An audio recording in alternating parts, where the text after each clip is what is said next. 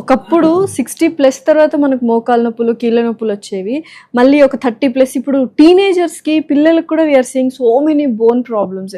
Main reason life style? Absolutely true. Okay. ఇప్పుడు western culture ఉంది, ఉదాహరణకి నేను చెప్తాను. నేను లండన్లో 10 ఏళ్ళు ఉండొచ్చాను. సండే మేము ఎక్కడైనా బీచ్కి వెళ్తే వాళ్ళంతా ఏంటంటే they have the least body wear and they are lying down soaked in the sun, అంటే సన్ బేదింగ్ అంటాం, విచ్ ఈస్ గుడ్. ఎందుకంటే వాళ్ళ బాడీని అంతా విటమిన్ డి, ఇప్పుడు ఏంటంటే least amount of dress, so దాంతో ఏంటి బాడీ అంతా స్కిన్ ఎక్స్పోజ్ అయ్యి విటమిన్ డి కావాల్సినంత వస్తుంది.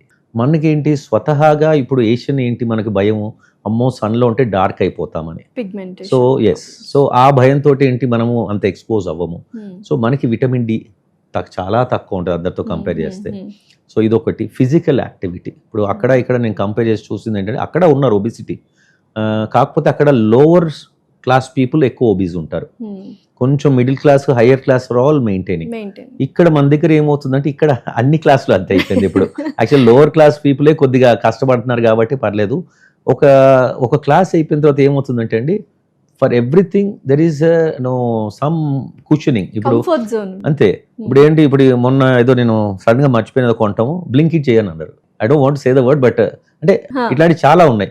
అంటే you just sitting at the comfort, you not even going to the shop. కనీసం అక్కడ దాకా నడిచి వెళ్ళి తెచ్చుకుందాము అనేది కూడా లేదు. చాక్లెట్ కావాలన్నా కానీ చలో కొట్టేయగానే ఇంటి ముందు వాడు వచ్చి ఫోన్ చేస్తున్నాడు. లేదు, కార్ వేసుకొని వెళ్తాం, బైక్ వేసుకొని వెళ్తాం. So our physical activity is decrease, especially in children. ఇప్పుడు ఏంటి సన్ తోటి మనము వాళ్ళు ఎక్కువ ఎక్స్పోజ్ కాకుండా video games, so physical activity తగ్గినప్పుడు ఏమైపోతుందంటే ఇప్పుడు ఒబెసిటీ ఆటోమేటిక్గా. సో ఒబెసిటీ తోటి చాలా ప్రాబ్లమ్స్ వస్తున్నాయి.